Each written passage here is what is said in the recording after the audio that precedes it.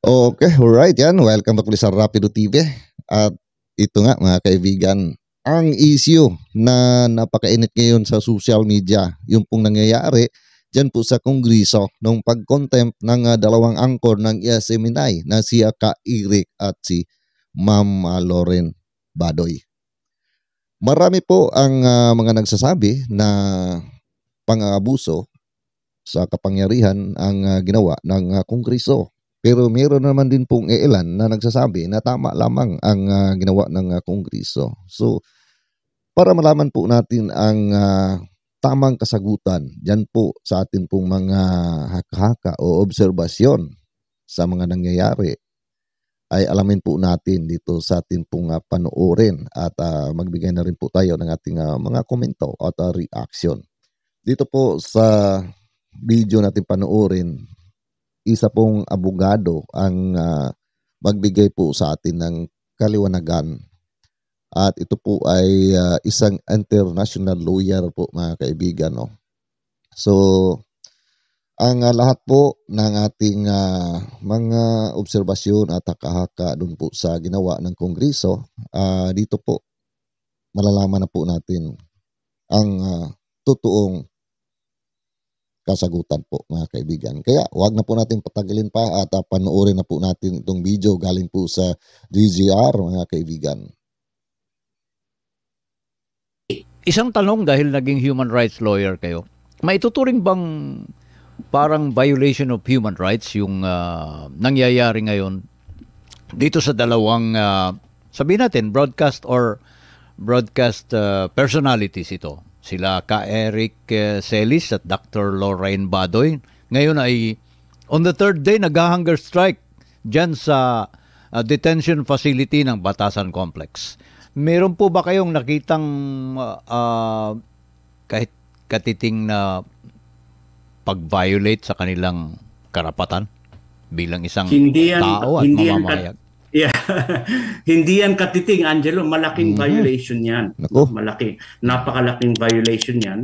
Dahil unang-una, alam mo, nirevisa ko yung programa nila na kung saan ay nag-post ng question based on sa isang congressional source. Ito na yung kay Ka Eric at kay Dr. Ray, no? Na sinasabi na merong 1.8 billion pesos na nagagasto ng yung travel expenses ni Speaker Romualdez, no?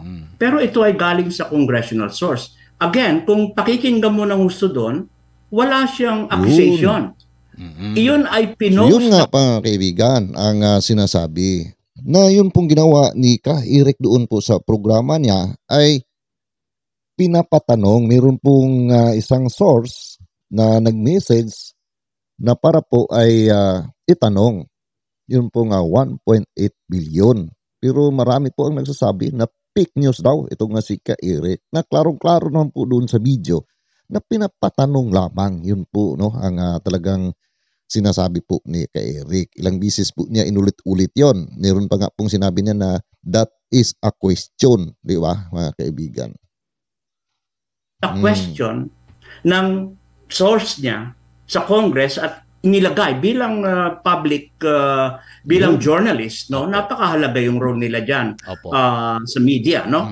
So, yung question na yon ay humihingi ng paliwanag. Humihingi ng tinatawag nating clarification, ano ba ito? So, dapat ang ginawa ng staff or mismong si speaker ay ipaliwanag, no? Kasi you're a public figure. So karapatan ng mamamayan na alamin on the issue of accountability and transparency. So wag dapat gamitin yung mag-convene ka ng Senate hearing para magkaroon ng ganitong tinatawag nating committee hearing, no? Para malaman lang yung pangunahing tanong, ano ba yung source mo doon sa sinasabi mong pinost doon sa programang yan. In fact, hindi siya nag-a-accuse, humihingi lang siya ng clarification. Paliwanag. So, dito, wala tayong question doon sa karapatan o tinatawag nating power ng Kongreso na mag-cite ng person in contempt kung hindi sumusunod. Pero merong exception kasi rito, napakalinaw under the Soto Law, alam mo itong Soto Law na ito, ito yung tinatawag nating Philippine Journalist Code of Ethics, no? Matagal na yan, way back in 56 pa yan, na kung saan ay granted at binibigyan ng karapatan at pribilehiyo ang mga journalist na hindi i-disclose ang kanilang mga sources, no? Opo. So, you cannot compel a person. So, dito mga kaibigan, klarong-klaro po sa sinabi po ni attorney na yung Soto Law na hindi nga kinilala ng Kongreso na galing pala sa kanila, yung pong law na iyon, galing po sa Kongreso mga kaibigan. Sarili po nilang batas, hindi po kinilala ng Kongreso mga kaibigan. Grabe, no? Para lamang po ay makontempt ang isang tao na nagtatanong lamang. Testifying, lalo na ito mga journalist, to na sabihin mo na, well, ano bang source mo? Of course, tama yung ginawa ni Eric na I'm not obligated to disclose the source. Kasi ito nga yung pamantayan. Ito yung pinakamahalagang haligi ng protecting or preserving press freedom and the right to information sa isang demokrasya. So, napakahalaga niya. Unang-una niya, no? Tignan natin na itong free press, cornerstone ito ng ating demokrasya sa Pilipinas, no? Kasi yung binibigyan mo ng proteksyon ng ating mga journalists, katulad ni Eric at saka ni Dr. Lorraine, no? Opo. From being compelled na i-reveal nga yung binabanggit kong sources. Kasi ini-ensure yung tinatawag nating maiwasan yung undue influence or fear of retaliation, no? Opo. So, essential ito Napakahalagang esensya ito o isang esensya ito sa mga may mga kapangyarihan for purposes of accountability katulad ng nabanggit ko and transparency kasi we have to inform the public, no? Katulad dito mga mahalagang katanungan na naitapon sa programa ni Eric at ni Dr. Lorraine, no? So, yung confidential sources is of public interest yan, Angelo, no? Can you imagine kung i-reveal mo yung sources mo? Di parang dinideter mo na yung information na crucial sa public awareness at decision making. Hindi yan. Kaya nga ipinasayang Soto Law na yan, no? So, ngayon, yung katulad naman kay Dr. Lorraine, no? Opo. Na sinasabi nila na maraming kasinungalingan, hindi yan po pwedeng gawin doon sa committee hearing. Kung may allegations ng lies, iyan ay dapat sukatin at tignan sa judiciary. Sila ang may karapatan yan kung ang isang statement is true or false. Or isang kasinungalingan, no? Kaya nga meron tayong checks and balances, no? So, itong Code of Ethics na ito, no? Dapat makita natin, napakagandang batas ito, no? Sa kasaysayan ng Pilipinas ay you are trying to seek the truth, which Eric and Dr. Lorraine have been doing, at it includes dito yung protecting yung confidential sources mo, no? Kasi yung confidential sources mo, pag ikaw ay isang mamamahayag, you supplement yung mga information or yung tinatawag natin for purposes of any kind of investigative journalism halimbawa, no? So, meron din namang case, historical precedent yan, Angelo, no? Itong tinatawag nating journalistic investigations na nakita natin with confidential sources. So, hindi yan bago. So, in summary, itong Soto Law na ito ay dapat malaman ng ating mga nakikinig at nanonood, critical ito, no? In maintaining free and independent press.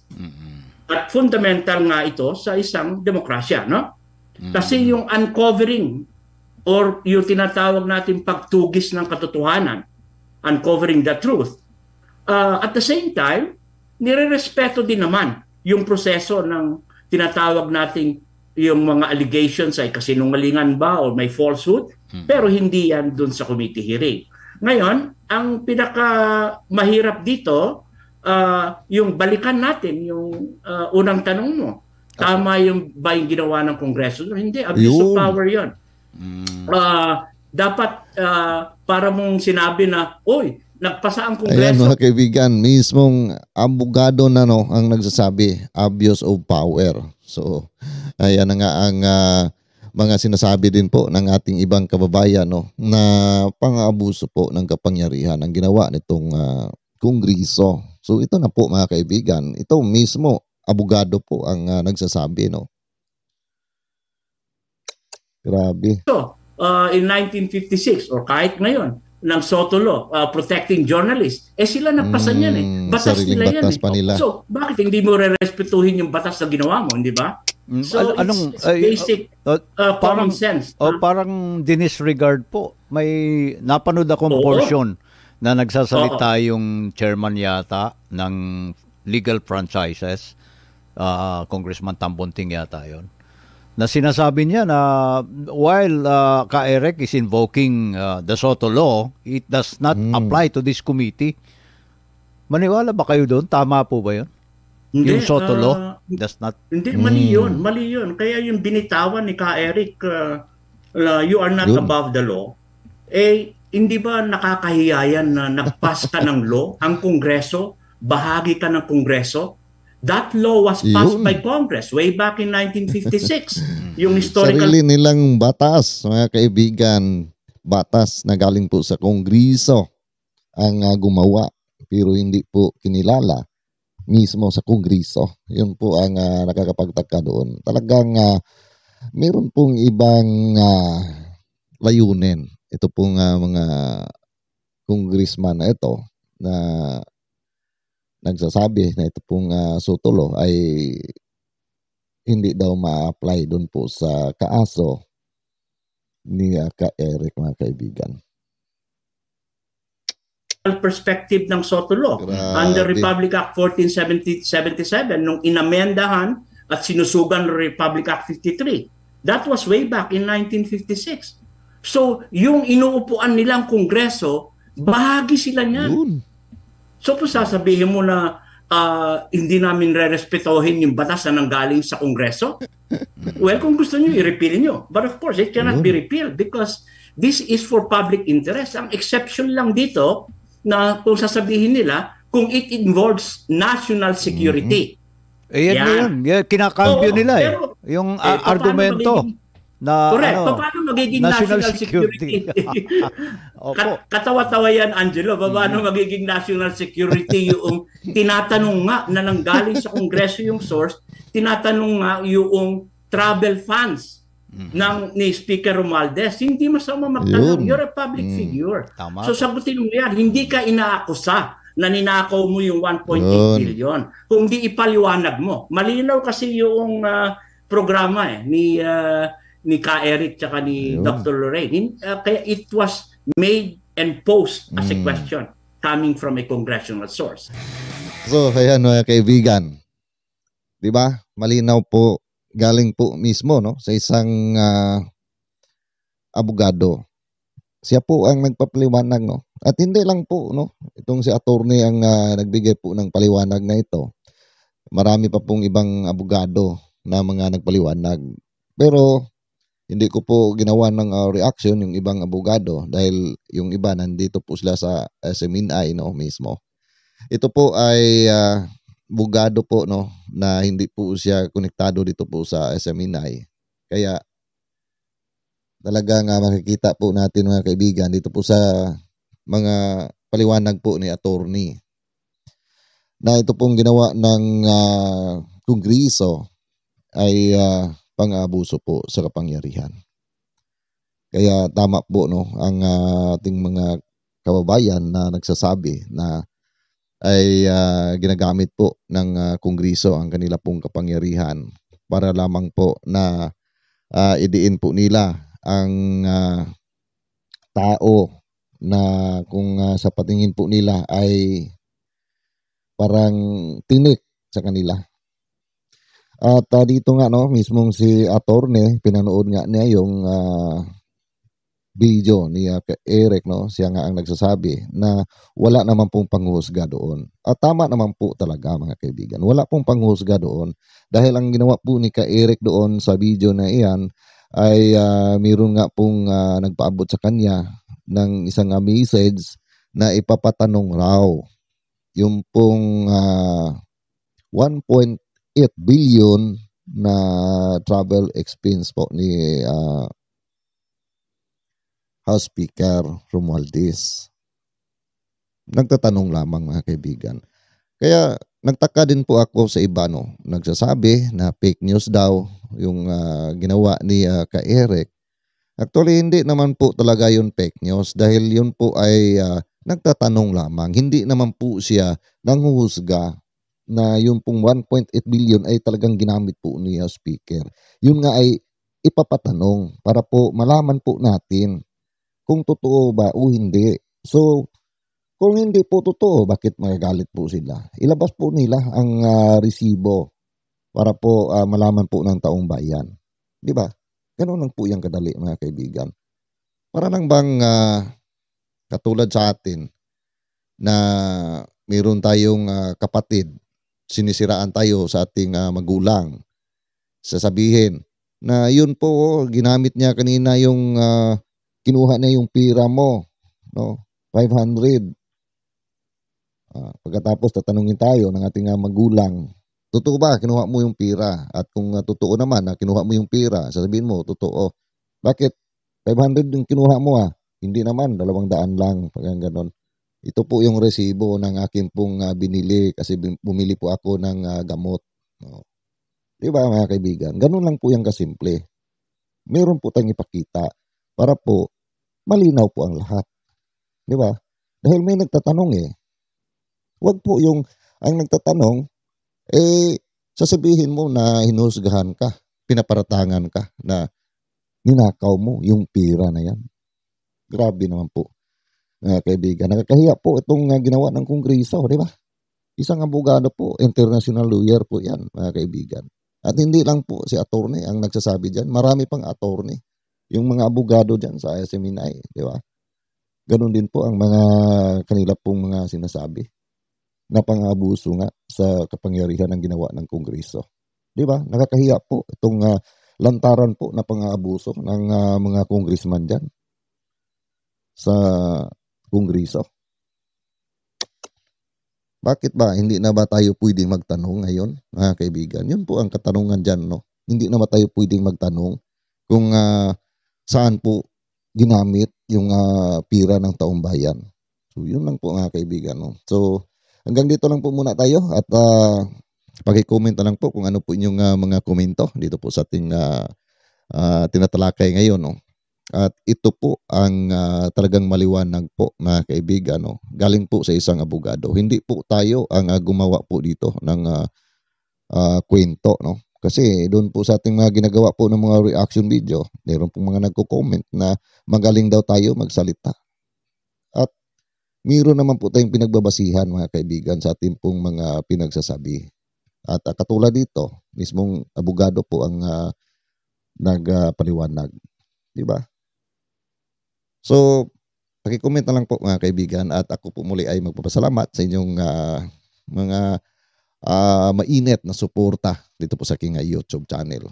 Sa inyo po, Ma'am and Sir, maraming salamat Luzon, Visayas at Mindanao at sa ating mga ka-OFW. At palagi lang pong mag-iingat sa anong po tayo naroon. At kung nagustuhan po niyo yung video na ito, paki-like naman po at maaari paki-share na rin po. At see you po sa next video ko. God bless all of us. Ingat lang palagi.